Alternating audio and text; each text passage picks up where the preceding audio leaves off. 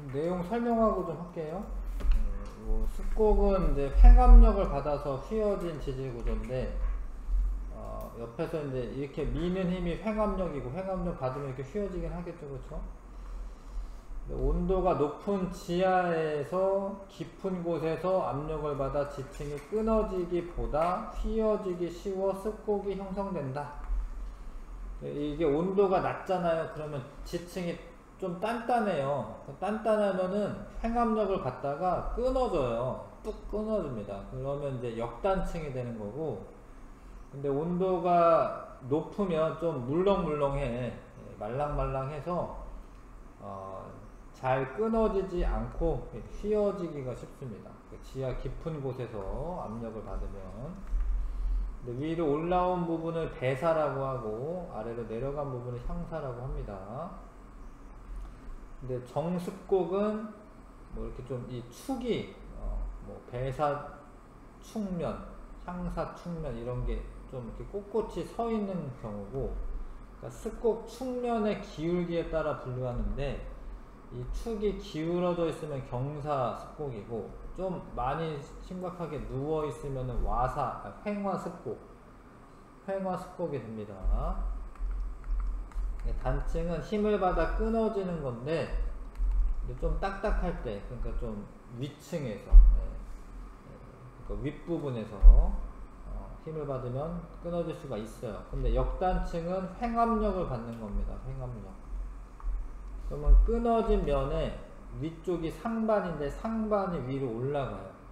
상반이 위로 올라갑니다. 근데 이럴 수밖에 없습니다. 힘을 이렇게 받는 거기 때문에 이 이동이 이렇게 생길 수밖에 없어요. 이해하실까요? 얘가 이렇게 미니까, 옆에서 미니까 이렇게 경계면에서 위로 올라가고 이건 내려갈 수밖에 없어요. 상반은 위로 올라가고 하반은 내려갑니다. 압력을 받으면. 근데 양쪽에서 당기면 어찌됐건 좀 멀어져야 되잖아, 둘이. 요렇게 가는 게 멀어지는 거야, 이게. 상반이 내려오고 하반이 올라가는 게 멀어지는 겁니다. 장력은 양쪽에서 잡아당기는 힘이죠. 그래서 장력을 받아서 상반이 내려가면 정단층이라고 얘기하고, 횡압력을 받아서 상반이 올라가면 은 역단층이라고 하고, 주양이동단층은 수평 방향으로 이동합니다. 주양이동단층. 이렇게 해서 이제 이게 딱 갈라지는 건데, 이런 거는 이제 변환단층이라고 해요. 변환단층.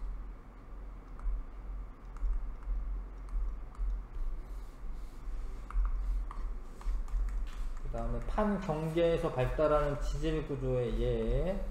발산 경계에서는, 발산 경계 이렇게 멀어지겠죠, 이렇게. 그럼 정단층이 생깁니다. 정단층.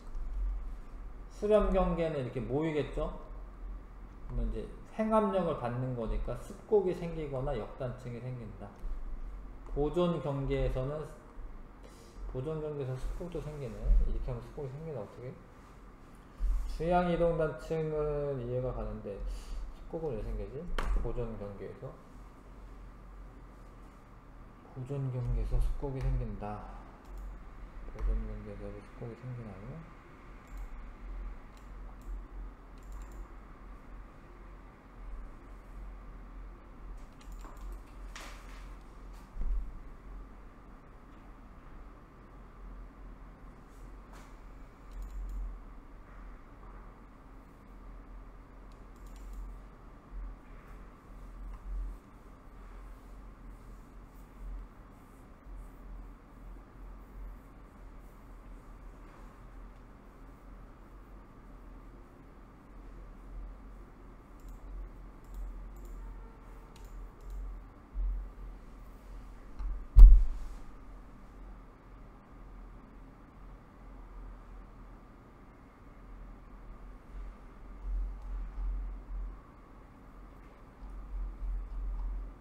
왜 모르겠네요. 보존 경계에서도 습곡이 생기나?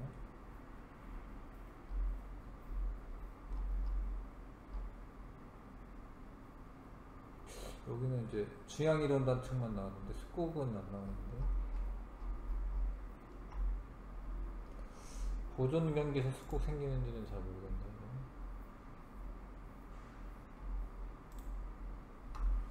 일단은 요 주양 이동 단층만 알아두세요. 예, 꼭 일단은 놔두시고요. 예, 요거는 왜 생기는지 모르겠습니다. 수렴형 경계는 이해가 가는데. 전리 암석 내 형성된 틈이나 균열인데, 주상전리는 기둥 모양으로 생기는 거고요. 마그마가 급격히 냉각되면서 수축하여 전리가 형성이 될 때, 판상전리는 지하 깊은 곳에 암석이 융기하면은 그 위에 누르고 있던 애들이 없어지니까 압력이 감소합니다. 그래서 판상전리가 생깁니다. 얇은 판 모양으로. 단층과 전리 구분. 틈을 경계로 전리는 집안에 이동이 없고, 단층은 지방의 이동이 뭔가 그러니까 뭐 틈을 경계로 이렇게 모이거나 벌어지거나 이런 이동이 없는 게 그냥 전리고, 그냥 그 상태에서 이제 수축하면서 생기는 게 전리고, 실제로 이동이 있는 거는 단층이다. 이해하시죠?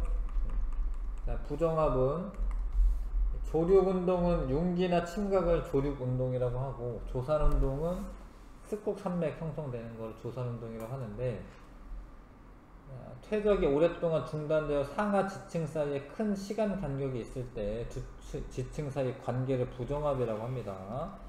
원래 정합이면 이제 쌓이고 그 다음 또 쌓이고 그 다음 또 쌓이는 거니까, 원래 요 사이 그 시간 간격이 오래가 있는 게 아닌데, 이렇게 쌓였다가 융기하면은 이렇게 드러나잖아요. 수면 위에 드러나잖아요. 그럼 여기 깎입니다. 아니면 이렇게 깎일 수도 있고, 이렇게 뭐 이렇게 육지상에서 깎일 수도 있고.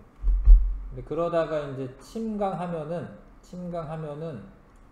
이렇게 깎이면서 이제 깎이는데, 침강할 때 요 기저여감이라고 하는 부분들이 생겨요.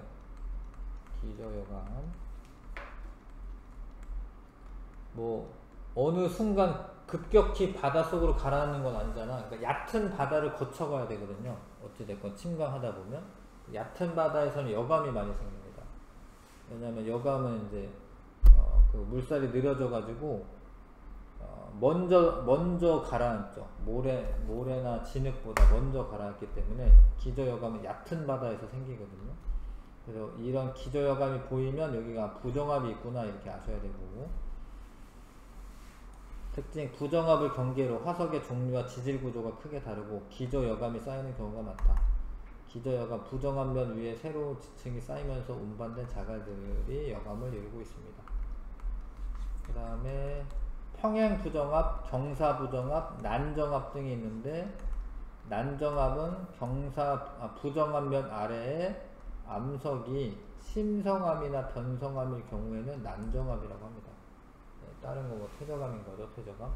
다른 건 퇴적암인 거고, 난정합은 심성암이나 변성암이 있을 때 난정합이라고 한다. 관입, 마그마가 지층이나 암석을 뚫고 들어가는 건데, 관입암은 그런 게 굳어져서 생긴 암석이고, 관입 암상, 마그마가 주변 암석의 층상 구조와 평행하게 흘러들어서 식어서 굳어진 거다. 요렇게 관입 암상, 요 틈으로 흘러들어서 생긴 거다. 암맥, 마그마가 주변 암석의 층상 구조를 가로질러서 관입한 후 굳어진 것이다. 요런 식으로, 요거 암맥, 관입 암상, 암맥. 포획암, 마그마가 관입할 때 주위의 암석이나 지층의 일부가 파괴되어 마그마와 함께 굳은 것이다. 포획암.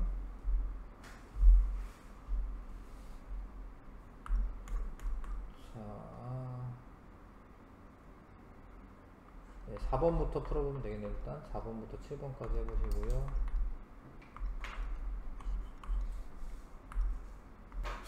여기는 다 맞았고, 9번부터 지질구조 9번부터 하면 되지요. 9번부터 16번까지 해보시고요.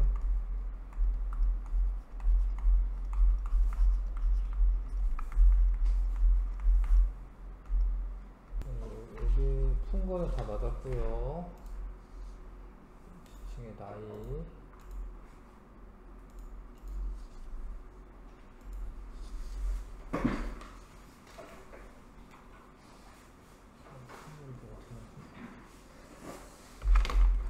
지층의 나이는 이제 상대 연령은 진짜로 얘가 뭐 몇 살이다, 뭐 1000만 살이다 이런 게 아니라 얘보다 나이 더 많다 이런 게 상대 연령이고요. 절대 연령을 알려면 방사성 공유원소로 측정을 해보는 방법이 있는데, 일단은 이제 상대 연령은 생성 순서를 정하는 겁니다. 지구 역사를 추론하는데 이용된다. 근데 이제 지사학의 법칙이 있어요. 지사학의 법칙. 지사학의 법칙 5가지 중에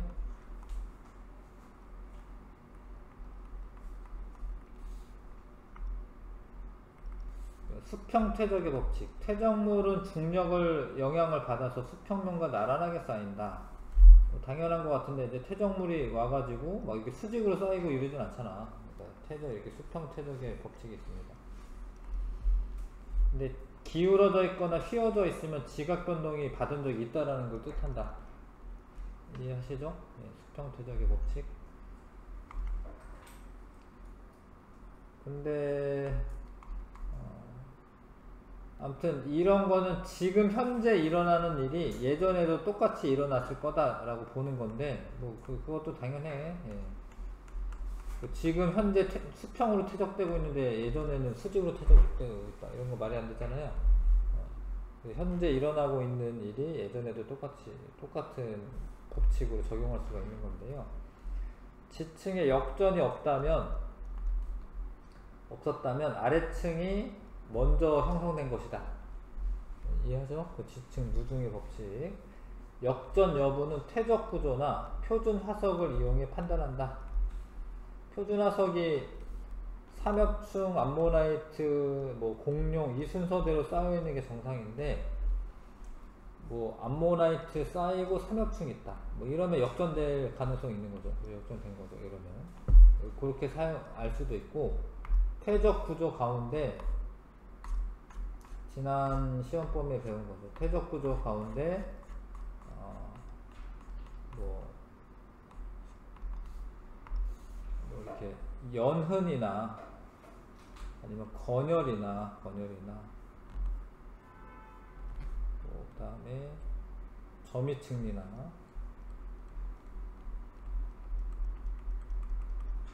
또 뭐 있었죠? 예. 물결, 이거 물결이고, 사층리 요렇게 돼 있어야 돼. 안 뒤집힌 거죠. 요런 것들을 이용해 가지고 지층이 역전되어 있는지 알아볼 수 있습니다. 건열은 이렇게 돼 있어야 되고, 요런 식으로 돼 있어야 이게 위고요. 연흔이나 건열이나 점이층리, 사층리, 그런 걸로 역전 여부 판단할 수 있다. 동물군 천이 법칙. 진화 계열상 먼저 출현한 생물의 화석이 산출되는 지층은 나중에 출현한 생물의 화석이 산출되는 지층보다 오래된 것이다. 표준 화석으로 지층의 선후관계를 알 수가 있다.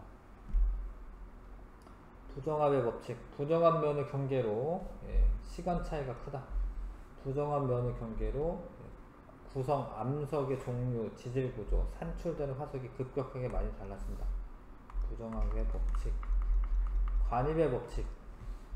관입한 암석은 당한 암석보다 나중에 생성되었다. 그렇죠? 그래서 얘가, 근데 지금 이 변성되는 부분을 잘 보시면 여기서는 여기 변성이 됐고, 그 다음에 여기도 변성됐어요. 그러니까 이게 이 틈 사이로 관입이 된 거예요, 이거는. 그래서 위쪽 변성이 되려면 높은 열과 압력이 필요하잖아요. 그러니까 온도가 높은 마그마 때문에 이쪽 부분이 변성이 된 거예요. 그러니까 이미 있다가 얘가 들어온 겁니다. 이 포획하면 여기 남아있던 애들이 포획된 거고, 이거는 순서를 A, C, B 관입된 게 나중에 생긴 거다 이렇게 하면 되는데, 여기는 이 윗부분이 변성된 게 아니에요. 변성된 부분이 없죠. 그럼 이거는 이런 거야. 이제 A가 있었는데 분출이 돼서 분출. 그 분출은 이제 지표면으로 분출된 거죠. 그 다음에 나중에 여기 쌓인 거야, 나중에. 그러니까 여기는 변성 부분이 없죠, 그렇죠? 그럼 이거는 분출한 거고, 이거는 관입한 거다. 알 수 있죠, 그렇게.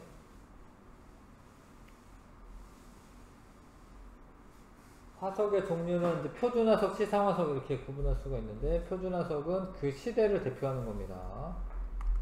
그래서 지구의 분포 면적이 넓고요. 그 다음에 생존 기간이 짧다. 그러니까 고생대 애만 살고 신생대 애만 살고 이런 거죠. 그런 애들이 표준화석이 되고, 지층의 퇴적 시기를 알려주고요. 시상화석은 지층이 퇴적될 당시 환경을 알려준다. 시상화석은 그래서 뭐 고사리라던가 이런 거는 생존 기간이 길어요. 그러니까 지금도 있죠. 지금도 있어야지 얘가 어디서 사는지를 잘 알죠. 어떤 환경에서. 고사리는 이제 좀 습한 육지에서 삽니다. 그래서 고사리가 발견되면 거기는 육지라는 거예요. 산호 이런 거는 얕은 바다. 산호화석은 얕은 바다에서 살고, 삼엽충 이런 거 바다죠. 암모나이트 바다. 공룡은 이제 육지. 산호는 따뜻하고 얕은 바다에서 잘 사는 애고, 고사리는 따뜻하고 습한 습지, 육지에서 잘 사는 애고요. 삼엽충은 고생대 때에만 살았고, 암모나이트 중생대에만 살았고, 화폐석은 신생대에만 살았습니다. 이런 애들은 표준화석으로 쓰면 된다.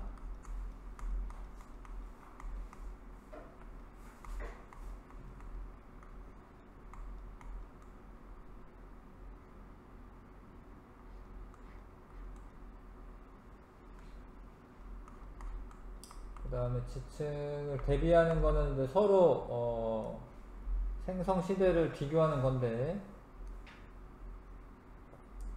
암상 대비할 수 있고요. 비교적 가까운 거리에 있는 지역은 지층이 비슷한 경우가 많아 암상을 이용하여 비교한다.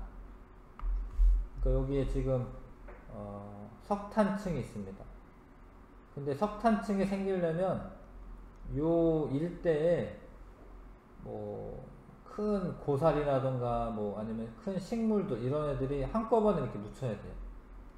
그래서 이거를 건층이라고 하는데, 건층 열쇠층이라고 하고, 이거를 비교해 가지고 구분할 때 기준이 되는 데가 있어야 됩니다. 석탄층은 좀 같이 생겨요. 같이 여기만 따로 생기고 여기 나중에 생기고 이러지 않고 같이 고생될 때 생기거든요. 그 다음에 응해암도 여기 요 근처 화산 폭발이 있었던 거예요. 근데 요 동네만 쌓이고 여기는 안 쌓이고 이러지 않았잖아요. 좀 넓게 퍼져서 쌓인다는 거죠. 그래서 지층 대비 기준이 되는 층인데, 근데 여기 첫 번째는 지금 석탄층과 응해암층 사이에 뭐 없잖아요. 그쵸? 거기에는 뭐 이런 퇴적물들이 안 쌓인 거지. 이런 퇴적물들이 원래 요 사이에 있었어야 되는데, 만약에 부정합이 없다면 그 동네는 요런 게 안 흘러간 거죠. 뭐 요런 지층, 여기도 마찬가지고. 그래서 요 중에 가장 나이 많은 걸 찾아라라고 하면은, 가장 나이 많은 거는 얘네. 나이 많은 게 아니라 얘가 가장 젊은 거네. 얘가 최근에 생긴 거고요. 가장 최근에. 요 중에 가장 나이 많은 거는 얘네. 얘가 가장 나이 많습니다.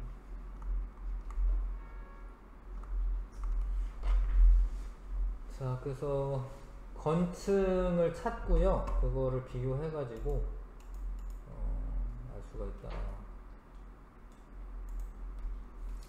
그래서 이 중에 지금 뭐 얘네 같은 시대네요. 같은 시대. 여기 암모나이트 발견된 거는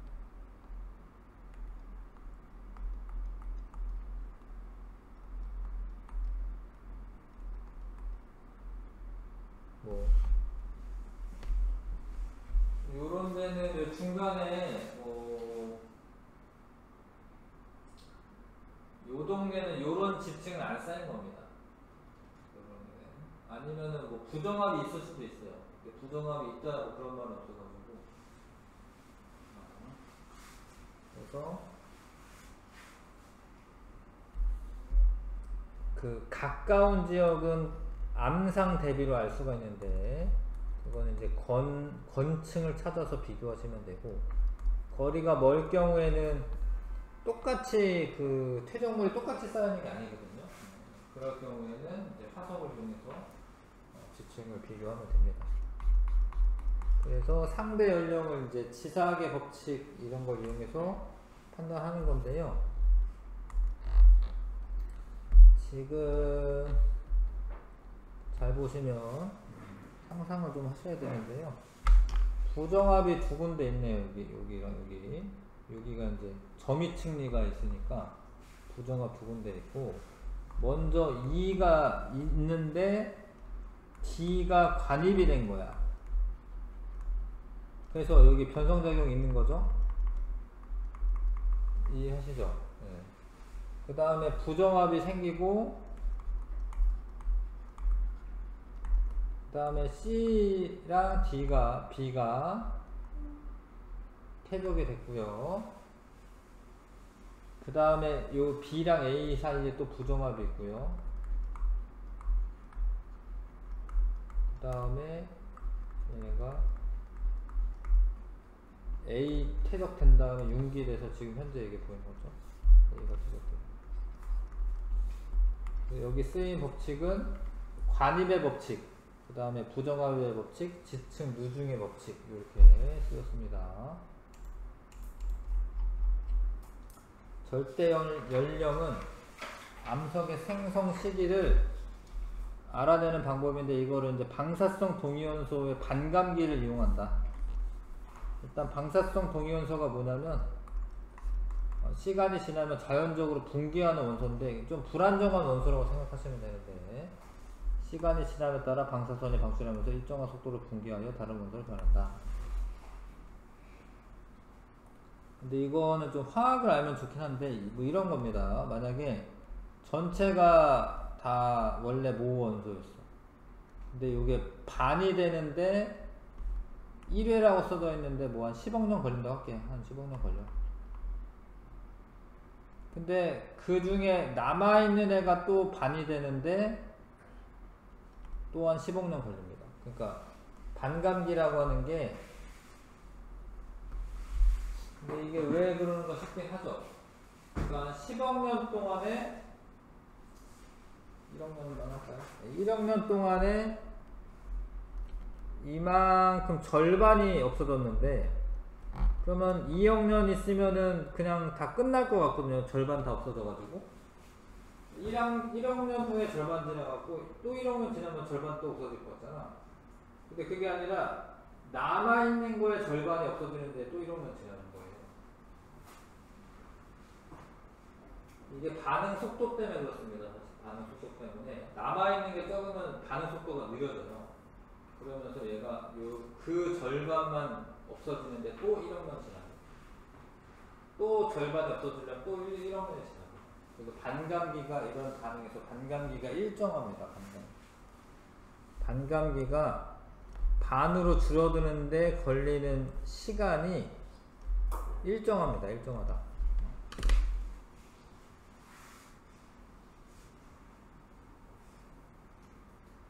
근데 그래서 만약에 25%만 남았어요. 원래. 그럼 반감기가 2번 지나는 거거든요. 근데 한 번 지날 때 1억 년씩이면 2억 년 전 암석이다. 이렇게 판단하는 거죠. 자, 그래서 이렇게 반감기 지난 횟수에다가 반감기를 곱하면 절대 연령이 나오는 거고요. 화성암의 절대 연령은 마그마에서 광물이 정출된 시기, 그 이후부터가 화성암의 절대 연령이고, 변성암은 변성작용을 받아 변성작용이 일어난 시기, 퇴저감은 세설성 퇴저감은 절대 연령을 측정하지 않는다. 왜냐하면 이 퇴적물이 만들어지는데 그 더 전에 만들어졌었던 애가 암석이 됐다가 부서졌다가 암석이 되는 거니까 그 의미가 없는 거죠. 이 퇴저감은 언제 생겼다 이렇게 측정하는 거죠. 그 다음에 방사성 동위원소 중에 탄소 14는 반감기가 짧아요.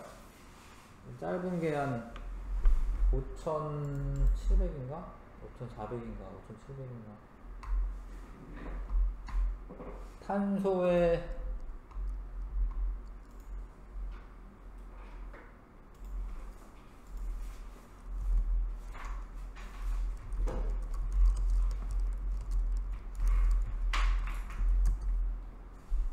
탄소 5,700년이에요. 5,700년. 반이 되는데 5,700년 걸리는 건데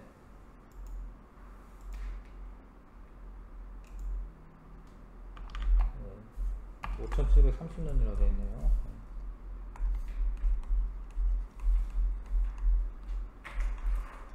그래서 어떤 유물이 발견돼, 뭐 나무 자루가 좀 있었어. 근데 거기에 있는 탄소 14의 양을 재서 탄소 14가 원래 반감기에 절반만 남았다. 그러면 5,700년 유물이고요. 5,700년 전 유물이고, 만약에 4분의 1만 남았다. 반감기가 두 번 진행한 거거든요. 그러면 이제 5,700이니까